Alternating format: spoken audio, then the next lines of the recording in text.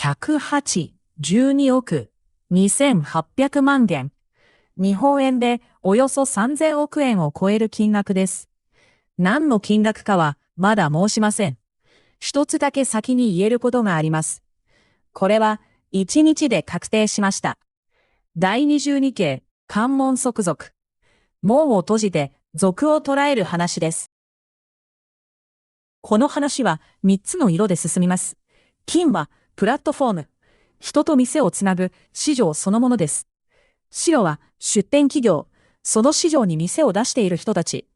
赤は行政処分。色の意味は最後まで変わりません。先にこの話でしないことを申し上げます。本編や処分の逃避を論じません。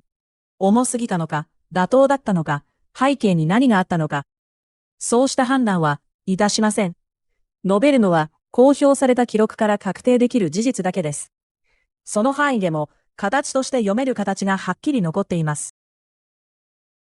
まず、ケコタの定義から入ります。2001、二者択一、プラットフォームの運営者が自社に店を出している業者に対して、競合するプラットフォームには出店しないよう迫る行為を指します。二つのうちどちらかを選べということです。どのような手段で迫ったのかは本編では述べません。この状態は2015年以降続いていたと認定されています。ここで構造に注目してください。これはお客を集める競争ではありません。すでに店を出している人がよそへ行けるかどうかの話です。入り口ではなく出口の設計。門を閉じるとはこういうことです。2010年12月、中国の国家市場監督管理総局が告発に基づいて立件し、調査を開始します。対象は独占が疑われる行為です。その中に2001が含まれていました。調査の開始から処分の確定までは4ヶ月ほどでした。画面を見てください。真ん中に店があります。そこから外へ向かって何本もの線が伸びている。別のプラットフォームへ行ける経路です。その線が1本ずつ消えていきます。2本、3本、4本。そして残るのは1本になります。外へ通じる道が消え、自社へ向かう道だけが残った。店を出している側から見れば、選べる状態が選べない状態に変わったということです。閉じたのは入り口ではありません。この1枚が描いているのは、出ていく道が消えていく過程です。2021年4月10日、処分が確定しました。認定は市場支配的地位の乱用、違法行為の停止が命じられます。合わせて行政指導も行われました。そして行政制裁金額は182億2800万元です。算定の根拠も公表されています。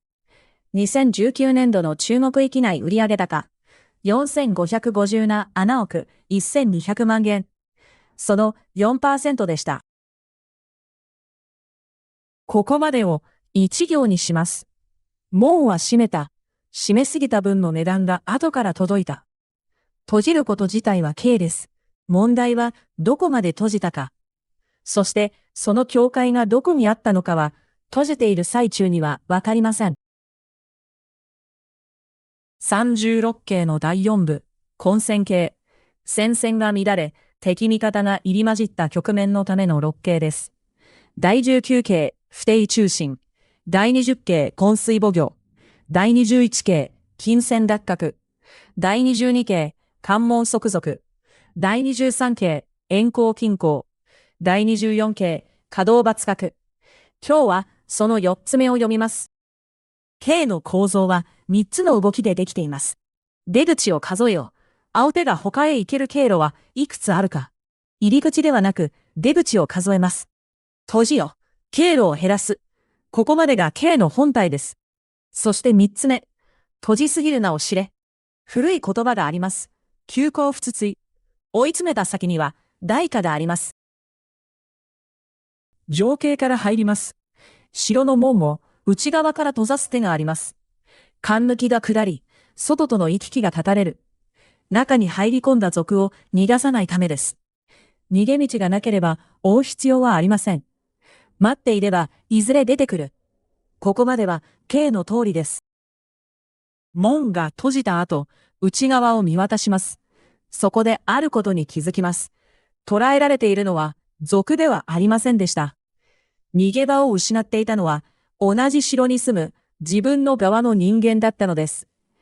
36系、第22系の暗号には、急行不ついとあります。追い詰めるな。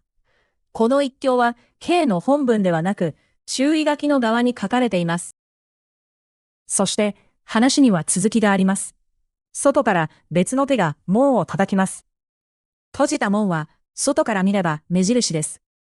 内側を守るための壁が、外から狙う者にとっての標的になる。では、実際に何が届いたのか。CLEP22 のクラシック。